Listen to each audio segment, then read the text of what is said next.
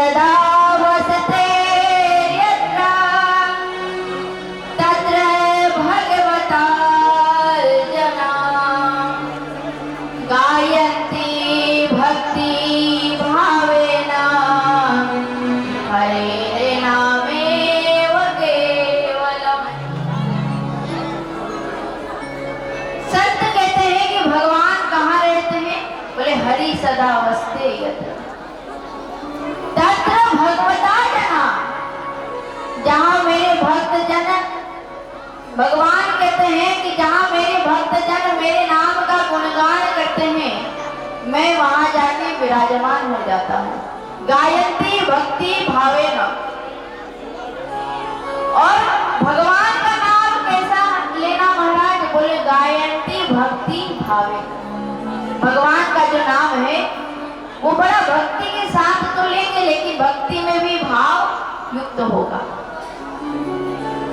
जीवन में जब हम अपने धर्म अपनी संस्कृति की ओर देखते हैं तो मानो महाराज ऐसा लगता है कि हम कहाँ जाएं, बड़ा कष्ट हो तो कहाँ जाएं, कोई दुख आ जाए तो कहाँ चले जाएं। बाबा गोस्वामी तुलसीदास जी बड़ा सुंदर कहते हैं, रामचरित मानस यही नामा सुनत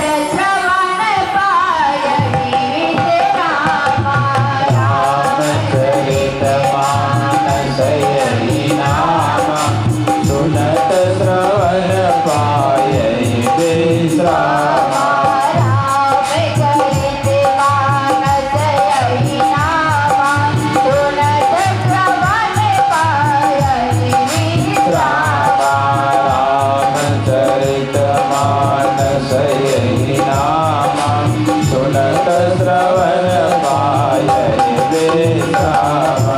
रामचरित मानस यही नामा सुनत श्रवण पायहि विश्रामा। जीवन में भगवान का नाम तो लेना, लेकिन अगर जीवन में बड़ा कष्ट हो, बड़ा चिंता हो, कहाँ जाए? बोले रामचरितमानस यही नामा। संसार में दुनिया का चरित्र कैसा हो? बोले मनुष्यों का चरित्र। मानस मतलब मानव होता है, और मानव का चरित्र कैसा हो? बोले मानव का चरित्र जो है वो राम जी के जैसा होना चाहिए। राम का मतलब क्या है? राम मतलब राष्ट्र, और मां मतलब मंगल। जो राष्ट्र का मंगल करता हो वही राम है। राम का मतलब क्या है? जो समाज का मंगल करता हो, जो घर का मंगल करता हो, जो परिवार का मंगल करता हो, वही तो राम है। अरे जिसने अपने भाई के सुख के लिए उतने बड़े अयोध्या के राजपाट को त्याग करके वनवास चले गए, तो जरूर उन्होंने चिंतन किया होगा कि भाई घर में सुख शांति बनी रहे, समाज में सुख शांति बनी रहे, इसीलिए वो राजपाट छोड़कर कहाँ चले गए? बोले वो वनवास चले गए। इसीलिए रामचरितमानस यही नाम। जीवन में भगवान का नाम ही है। किसी ने कहा है भैया ये जो भारत है ना, भारत का मतलब क्या होता है? भा मतलब ज्ञान और रत मतलब रहने वाला। जहाँ के लोग में छोटे छोटे बच्चे ही क्यों ना हो, वो ज्ञान में डूबे रहते हैं, उसे ही भारत कहते हैं। एक बार एक नौजवान भारत से विदेश पढ़ने गया, वहाँ बड़ा सुंदर पढ़ा लिखा, ज्ञान लिया, और जब वापस भारत आया तो महाराज जैसे ही भारत आया तो उसने भारत के लोगों को देखा और कहने लगा, भाई ये भारत के जो लोग हैं ना, इनको यहाँ रहने नहीं आता है। गया कहाँ था? बोले भारत से ही गया था। लेकिन कह किसको रहा है? बोले भारत वाले को ही कह रहा है। बड़ा ध्यान से सुनिएगा। कहा ये जो भारत के लोग हैं ना, इनको रहने खाने पीने का अक्ल नहीं है। ये जैसे तैसे खाते हैं, जैसे तैसे पीते हैं, और जैसे तैसे जीवन यापन करके अंत में मर जाते हैं। एक संत जी वहीं बगल में खड़े थे। उन्होंने कहा बेटा तुम्हारी समस्या क्या है? उसने कहा बाबा ये जो भारत के लोग हैं ना, इनको पहनने नहीं आता है, इनको खाने नहीं आता है। तो संत जी ने कहा बेटा फिर बताओ कहाँ के लोगों को जीना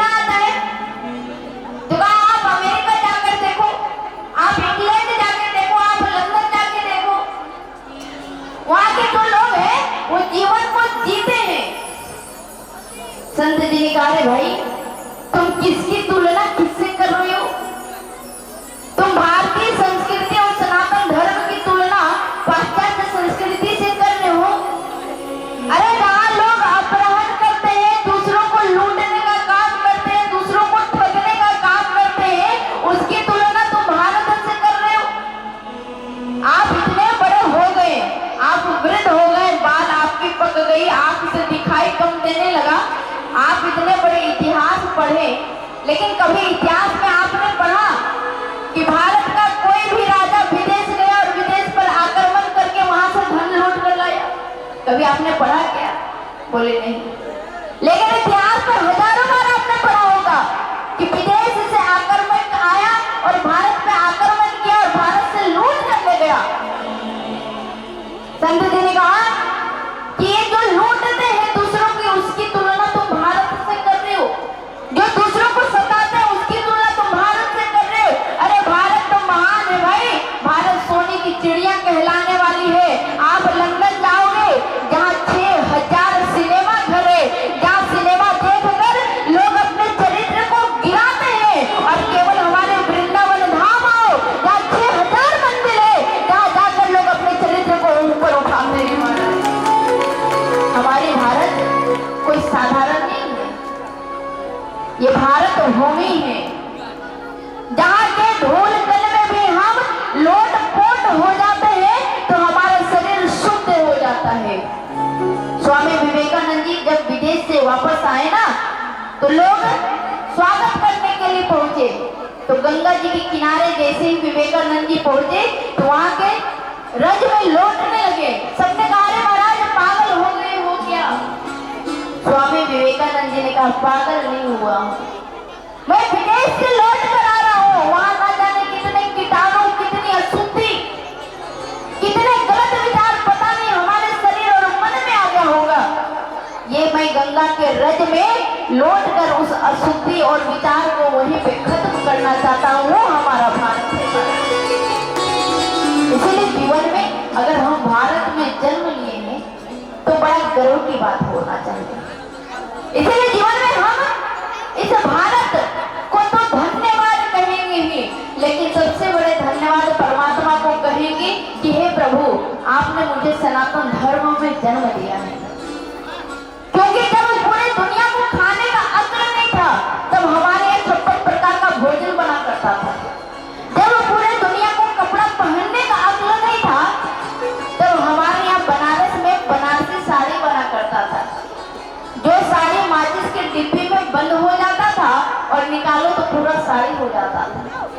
अरे जिस दुनिया को भारत ने गणित सिखाया वो तो भारत है, जिसको पहनने खाने सब कुछ सिखाया वही भारत है।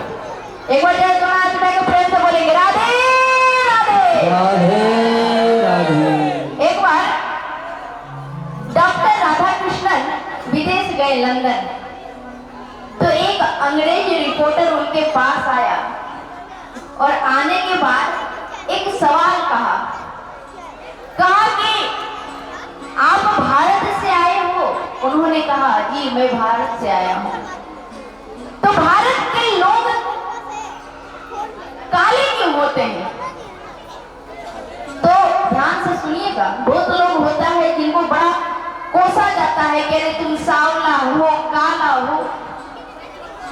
उन्होंने ये नहीं कहा कि काले क्यों होते हैं, उन्होंने बड़ा सुंदर एक बात कहा। एक बार भगवान जी को लगा कि दुनिया बनाना चाहिए, तो जब दुनिया बनाने के लिए बैठे तो एक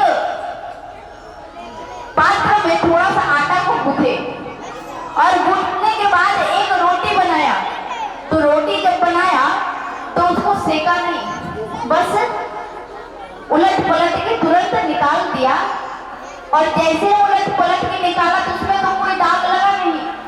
बोले वो बिल्कुल सादी रह गई, इसीलिए जो लंदन, अमेरिका, रूस के लोग हैं वो उससे रोटी से उन लोगों को बना दिया तो बिल्कुल सफेद रह गए।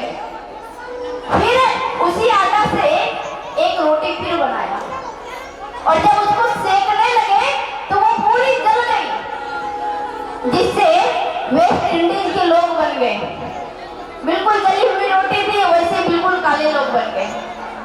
लेकिन एक रोटी बनाया जो बड़ा प्रेम से बेला, बड़ा प्रेम से सेका, बिल्कुल रोटी परफेक्ट पक गया। वही रोटी से भारत के लोगों को बनाया। इसीलिए यहाँ के लोग बड़ा प्रेम से भगवान के सांवले कलर के होते हैं हमारे। इसीलिए जीवन में रंग के ऊपर कभी नहीं जाना चाहिए, क्योंकि जीवन में गुण होना चाहिए। जैसा करोगे संग वैसा होगा रंग। जैसे पियोगे पानी वैसी निकलेगी पानी, जैसी करोगे आहार वैसा निकलेगा डकार। भाई आप अगर अन्न दूषित खा लिए तो बुद्धि भी दूषित हो जाएगी। लेकिन अगर जीवन में अन्न शुद्ध खाया, भाई अन्न शुद्ध कैसे होगा आप लोगों को भी लगता होगा। तो जब भी आप भोजन बनाती हो मैया लोग, तो भोजन को रसोई से निकाल कर या फिर चूल्हे पे चढ़े चढ़े खा मत लेना, किसी को दे मत देना। बोले जब भोजन बन जाए तो सबसे पहले ठाकुर जी को भोग लगाना, हो सके तो उसमें तुलसी दल डालना। और जैसे ही उसमें तुलसी दल डालोगी वो भोजन नहीं रहेगा, वो प्रसाद बन जाएगा। और वो प्रसाद जब हमारे परिवार के लोग खाएंगे, वो प्रसाद खाकर जीवन में बुद्धि उनकी सद्बुद्धि में बदल जाएगी महाराज। इसलिए भोजन को बहुत पवित्रता से बनाना चाहिए।